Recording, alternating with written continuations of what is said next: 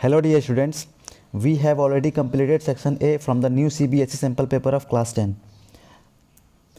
There was 20 MCQ questions each carrying 1 marks.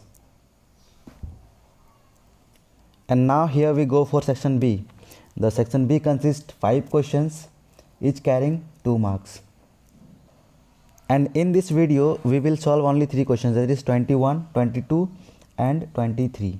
Okay, because in 24 and 25 there are internal choices. Okay, so question number 24 and 25 there are internal choices, so total 4 questions are there. So आपको 2 questions यहाँ पे given रहेंगे और करके, तो आपको इनमें से कोई एक ही सॉल्व करना है. तो वीडियो लंबा हो जाएगा, इसलिए मैं इसको नेक्स्ट वीडियो में कर दूंगा. यहाँ आपको जनरल इंस्ट्रक्शन में भी गिवन है कि 2 questions 2 marks have been provided. Internal choice जो रहेगा आपका 2 क्वेश्चंस रहेगा 2 मार्क्स का, उसमें इंटरनल चॉइस आपको प्रोवाइड किया जाएगा, जैसा कि आपके न्यू एग्ज़ाम पैटर्न में गिवन भी है. So without wasting any time, starting from question number 21. So here question number 21 is 2 equations are given to you and you need to find the value of x and y. Okay, अब कुछ बच्चे mistake क्या करेंगे यहाँ पे देखिए. ऐसे तो क्वेश्चन बहुत इजी है, लेकिन मिस्टेक्स करने के चांसेस बहुत ज़्यादा भी है. कुछ बच्चे क्या करेंगे, यहाँ पे 51 से मल्टीप्लाई कर देंगे और इसको 49 से मल्टीप्लाई कर देंगे और इसको पूरा मल्टीप्लाई करके एक नया 2 इक्वेशन बना करके फिर उसको सॉल्व करेंगे, जो कि गलत प्रोसेस है. आप ज़रा ध्यान से इस क्वेश्चन को देखिए. कॉम्बिनेशन किस चीज़ का दिया हुआ है, 49 और 51 का कॉम्बिनेशन है. यहाँ 499 एंड 501 का कॉम्बिनेशन है. अगर मैं इन दोनों को ऐड कर दूँ तो क्या ये 100x आ रहा है. अगर मैं इन दोनों को ऐड कर दूँ तो क्या ये 1000 आ रहा है. ठीक है, तो हमें एक नया इक्वेशन मिल जाएगा यहाँ से. ठीक है, सो add them 100x plus 100y. Okay, मैं ऐड कर रहा हूँ, इज इक्वल्स टू 1000. और अगर मैं इन दोनों को सब्ट्रैक्ट कर दूँ तो फिर से एक नया इक्वेशन बन करके आएगा. So when we subtract it we will get a new equation again. So minus 2x okay plus 2y, और यहाँ भी माइनस होगा तो minus plus minus is equals to -2. Okay, so if we take from this equation 100 common, x plus y is equals to 1000. So 100,000 cancel out हो जाएगा. So is equals to x plus y is equals to 10. ये हमारा new equation बन गया है. और यहाँ से भी अगर मैं कॉमन ले लूँ 2, तो 2 कैंसिल आउट हो जाएगा क्या. Yes, and now here we got y minus x is equals to -2, और we can write okay minus x plus y लिख देते हैं. ठीक है, so minus x plus y is equals to -2. So this is our equation 2. Okay, and this is our equation 1. And now these equations are very easy for us. By solving this equation we will get the value of x and y. So x minus x is equals to 0. मैं add कर रहा हूँ, ठीक है, दोनों को.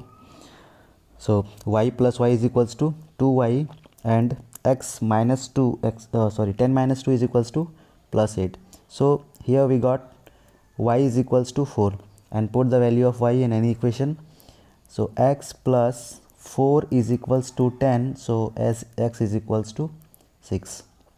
So this is our final answer. Now question number 22, what it is saying, in the given figure AD by AE means AD by AE अच्छा is equals to AC by BD. okay, AC by BD, and also given that angle 1 and 2 are equal, show that BAE is similar to CAD. So before solving this question I would like to tell you that clear your concept about BPT theorem, okay, and all the similarity criteria of triangle. तो एक बार BPT theorem को देखते हैं क्या कह रहा है BPT theorem, इसका स्टेटमेंट को रीड करते हैं, ठीक है।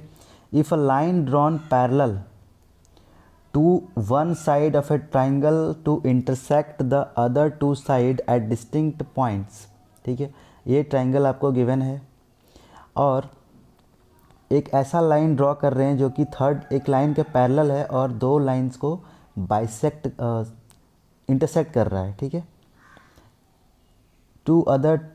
The other two sides are divided in the same ratio, मतलब अदर टू साइड, ये जो दोनों साइड बचा है इनका जो ये जो डिवाइड होगा ये सेम रेशियो में होगा। कहने का मतलब है कि A D by D B is equals to A E by E C, ऐसा करके ये डिवाइड हो जाएगा। और सिमिलरिटी क्राइटेरियाज़ क्या है उसको भी देखते हैं। There are 3 similarity criterias, that is side angle side, angle side angle, and the very first is angle angle angle. Okay, ये दो चीज़ आपको पता होना चाहिए, एक सिमिलरिटी क्राइटेरिया और ये बीपीटी थ्योरम, ठीक है। तो अब क्वेश्चन में चलते हैं, क्या कह रहा है देखिए। Okay, so this is our diagram and something is given to us, that is AD by AE, means AD by AE is equals to AC by BD। कितना अच्छा होता कि AC by AB ही दे दिया होता, तो बिगर ट्रायंगल और smaller triangle का ratio, side का रेशियो, और इधर बिगर ट्रायंगल और स्मॉलर ट्रायंगल का साइड का रेशियो, और एक एंगल किसी भी तरह से, ये तो कॉमन है ही, वन एंगल। तो अगर मैं BD और AB को इक्वल प्रूव कर दूं, मतलब इसके जगह पे अगर मैं AB लिख दूं तो क्या मेरा काम हो जाएगा। AD बाई AE मतलब बिगर ट्रायंगल का साइड और स्मॉलर ट्रायंगल का साइड का रेशियो, और इधर से बिगर ट्रायंगल का साइड का रेशियो और इधर से स्मॉलर ट्रायंगल का साइड का रेशियो आ जाएगा हमारे पास AB। तो चलिए पहले यही काम करते हैं, BD को AB के इक्वल प्रूव करते हैं, ठीक है। So in triangle ABD, in triangle ABD, angle 1, that is angle A, is equals to angle D, that is given to us, okay, that is given. So we can say that both this triangle is an isosceles triangle, ABD is an isosceles triangle, okay, because opposite sides of equal angle are also equal. So here we can write AB is equals to BD, ये हमारा काम हो गया, ठीक है। So if the given data is, we assume equation 1, so from equation 1 we can write that AD by AE, so from equation 1, okay, from equation 1, and if this is equation 2, तो यहाँ पे मैं लिख रहा हूँ equation 1 and 2, we can write AD by AE is equals to AC by, in place of BD I am writing AB, okay। सो हमें दोनों sides का रेशियो इक्वल मिल चुका है, दोनों ही ट्रायंगल्स का, ठीक है। और मेरे पास पहले से गिवन है एंगल 1, यहाँ पे देखिए एंगल 1 जो है वो दोनों ही ट्रायंगल्स में कॉमन है, CAD में और BAE में, इन दोनों ही ट्रायंगल्स में एंगल 1 जो है हमारा कॉमन है। अब हम कह सकते हैं ना CAD जो है वो सिमिलर हो जाएगा BAE के, और यही तो हमें प्रूव करना था, ठीक है। So finally we can write it here, so ये हमें प्रूव करना था यहाँ पे।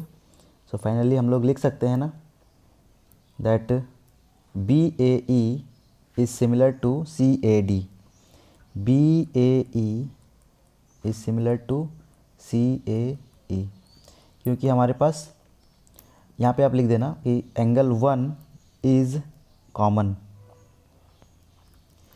सो दो साइड्स का रेशियो इक्वल मिल चुका है और एक एंगल भी कॉमन मिल चुका है, तो हम लोग कह सकते हैं both the triangles are similar from side angle side, ठीक है, from side angle side. So look at the overview of this question. सबसे पहले हमने एंगल 1 और 2 की मदद से ए बी और बी डी को इक्वल कर दिया, ठीक है। ए बी और बी डी को आइसोसेलेस ट्रायंगल प्रूव करके ए बी और साइड बी डी को इक्वल किया और बी डी के प्लेस पे ए बी को पुट कर दिया और यहाँ से हमें दो साइड्स का रेशियो जो है इक्वल मिल गया दोनों ही ट्रायंगल से। और एंगल 1 तो दोनों ही ट्रायंगल में कॉमन था, तो from side we can say triangle C A D is similar to BAE. Okay, and you may take a screenshot of this question.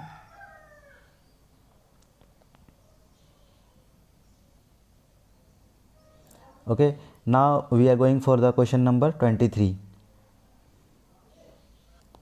Let's read it. In the given figure, O is the center of circle.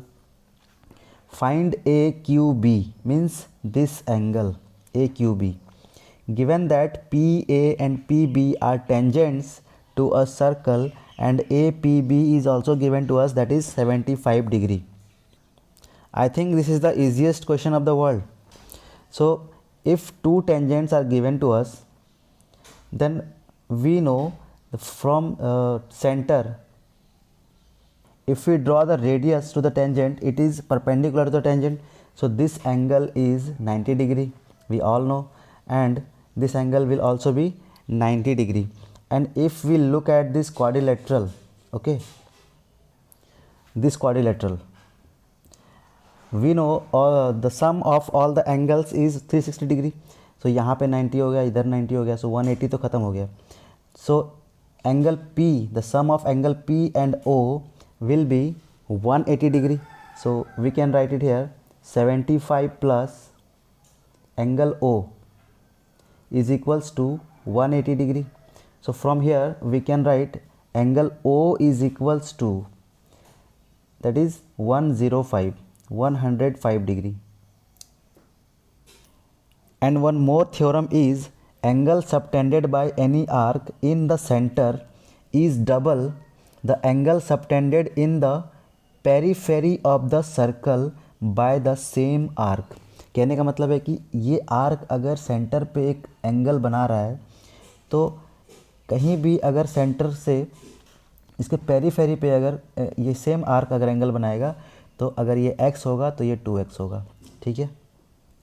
ये theorem आपके class 9 में है। और अगर ये 105 है, ये angle O जो है वो अगर 105 है तो एंगल AQB 105 का आधा हो जाएगा। So angle AQB is equals to angle O by 2। So is equals to हम लिख सकते हैं यहाँ पे, that is 105 by 2 and that is equals to 52.5 degree. So ये हमारा एंगल जो है एंगल AQB 52.5 आ गया। इस क्वेश्चन को आप बिना पेन उठाए भी कर सकते थे, बस आपको थ्योरम आना चाहिए। और सर्कल चैप्टर से मैक्सिमम थ्योरम जो है वो आपको क्लास 9 में ही मिलेगा। तो मैं कहूँगा कि एक बार क्लास 9 के थ्योरम्स को रिवाइज़ कर लीजिए, अच्छा रहेगा आपके एग्जामिनेशन के लिए, ठीक है। And thanks for watching and don't forget to share. Thank you.